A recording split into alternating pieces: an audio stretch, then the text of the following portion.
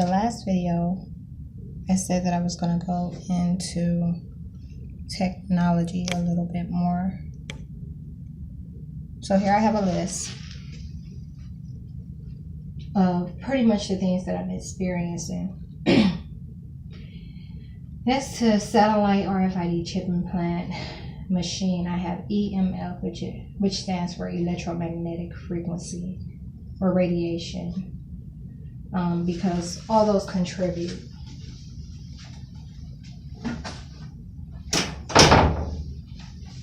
For satellite, and I don't have my surgical mask on today, so I'm just going to refrain from talking to the camera as much as possible.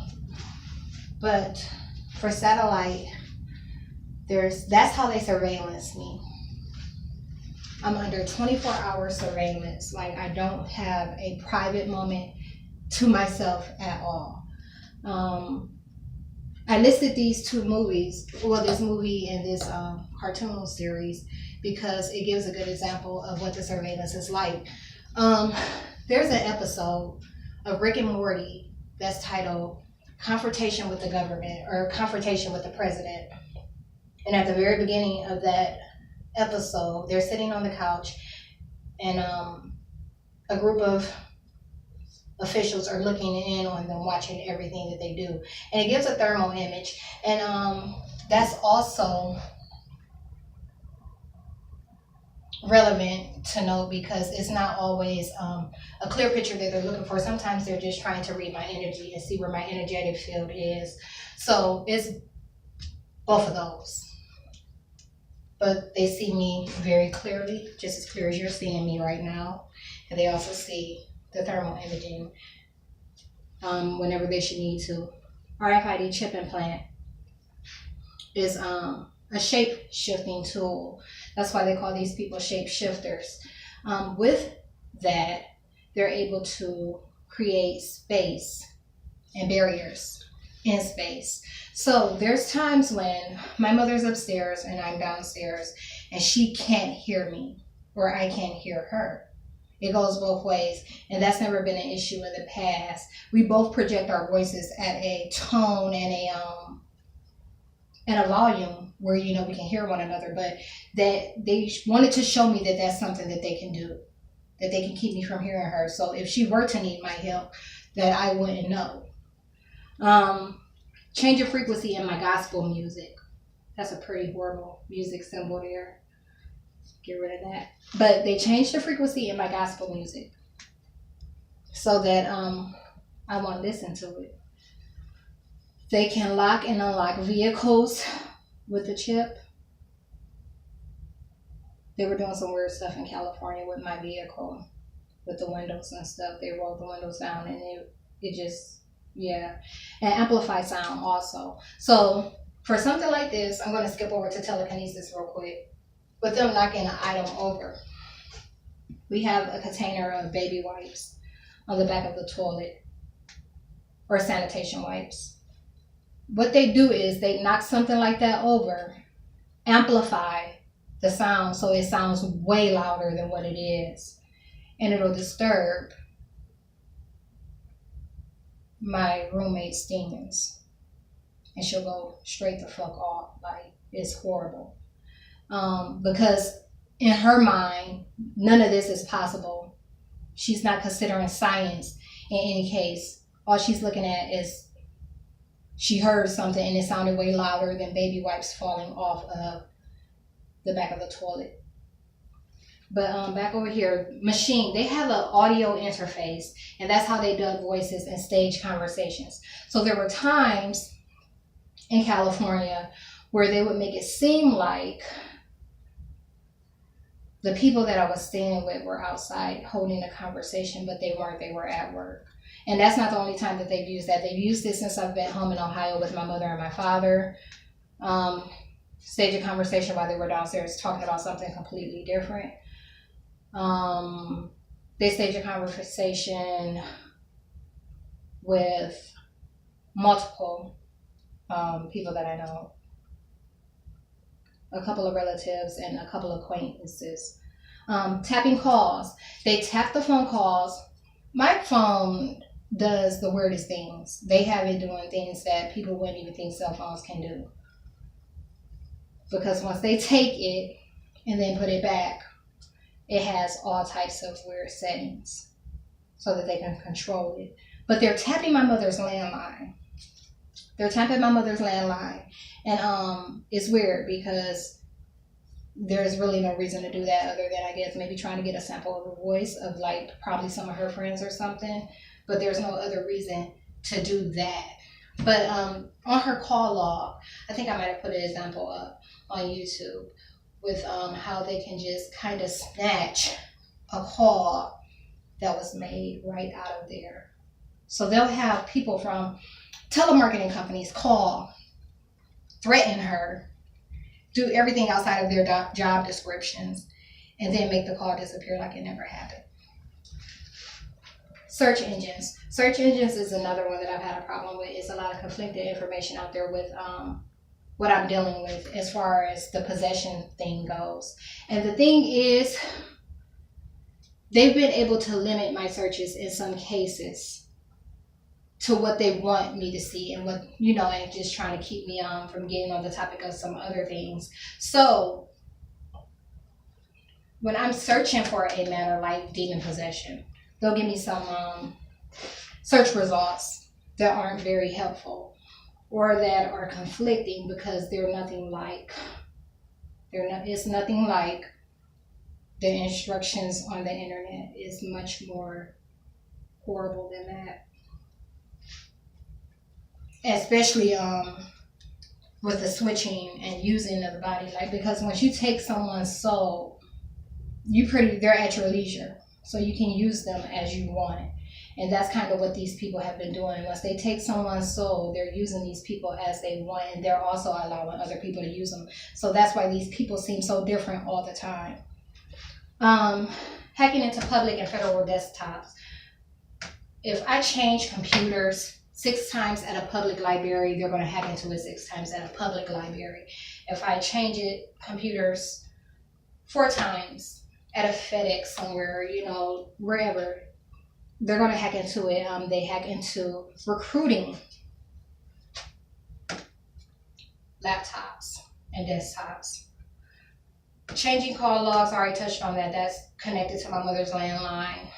Redirecting calls, that's a big one. That's a big problem. I've been trying. What I was doing was, back in, maybe September, I was able to call into a veterans crisis hotline and annotate some of the things that have been taking place, not because I had a crisis, but because I needed somewhere to annotate the information.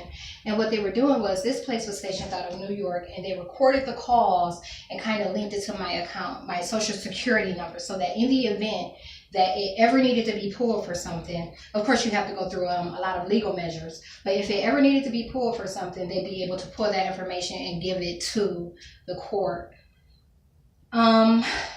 Recently when I called, it was completely different. I kept reaching. They were redirecting me to a place in Utah because they didn't have the same protocol. They weren't recording any of their calls. Nothing would be linked to my account. So what I did was, and this is the same number that I've been using in the past.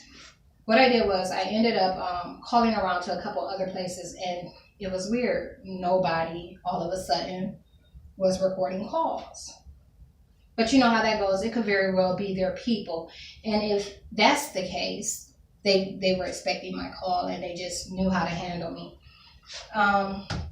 Locking up a storage space. My internal storage on my cell phones. They lock up the space so that I cannot take pictures and record. They hate when I record the things that they do, so they try to lock up my space as much as possible. TOS is just an acronym for what I call these people, their threats of death.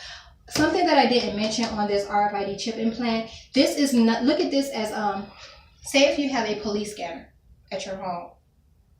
If you have a police scanner, you're picking up the stations, of the cruisers in the area or whatever, stuff that matters that they may need to respond to. Think of this chip as a scanner or a channel The only difference is it's set to one channel, and that's the one that they're talking on. So yes, I hear the people that are observing me talking all the time. It's nonstop dialogue. They're talking right now while I'm making this video. And they I'll get into some of the things that they say later. But I just wanted to get that out the way. I can hear them, these people, talking. Okay, so satellite radio frequency, RFID chip implant, machines, and foresight with the clone. I think that's how they were able to kind of, I'm not a subject matter expert on any of this stuff, but I am pretty freaking smart. And I've been able to put a lot of this stuff together, just knowing like some of the things that are out there in the world, you can kind of piece it together and figure out what's going on. But that wasn't the case for many people. They kill people like this all the time. And they label it schizophrenia, but they don't tell you how many people die a year to schizophrenia. It's not something that a lot of people live with. So,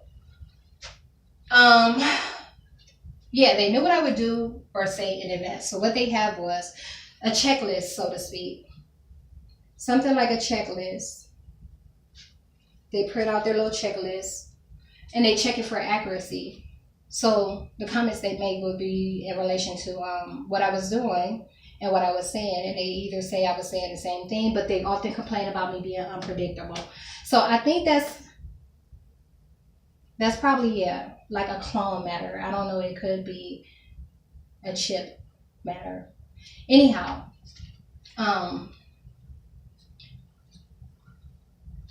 brain stimuli, like they're able to play out multiple scenarios. And for them, it's whichever works in their favor. But like I said, that's once again takes us back to this thing with me being unpredictable, because I've been going through this so long now that I can kind of tell what they're expecting me to do, and I'll do the absolute opposite. If you've ever seen the movie Divergent, it's a lot like that. How they have the imaging of pretty much what the woman is doing mentally and how she's responding to scenarios. That's been a big one. They want to see, they're testing my brain to see how my brain works, because apparently there's something that fascinates them. Know who I come in contact with? Yeah, nothing is by coincidence, because they're messing with these other people that aren't even half as made up as me. Half as made up as me. These people run into me and they're like, I was just thinking about you, and I'm like, oh, it's not a coincidence. I'm not surprised. I know exactly how it happened. Telekinesis, knocking things over, remotely removing objects and putting them back. I touched on TOS, the threats of death, which is also my observers, the people that are watching and interviewing me. In many cases, watching and interviewing you as well. Intent to isolate. That's what this is for.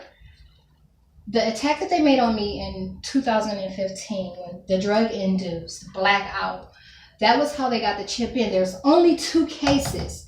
If it wasn't that drug-induced blackout, which makes the most sense, it would have had to be at birth, which is an even bigger problem, because that means that every time your baby leaves the room, your baby's getting chipped. So let's hope it was the drug-induced blackout. And it's weird because the spirit always knows before you do.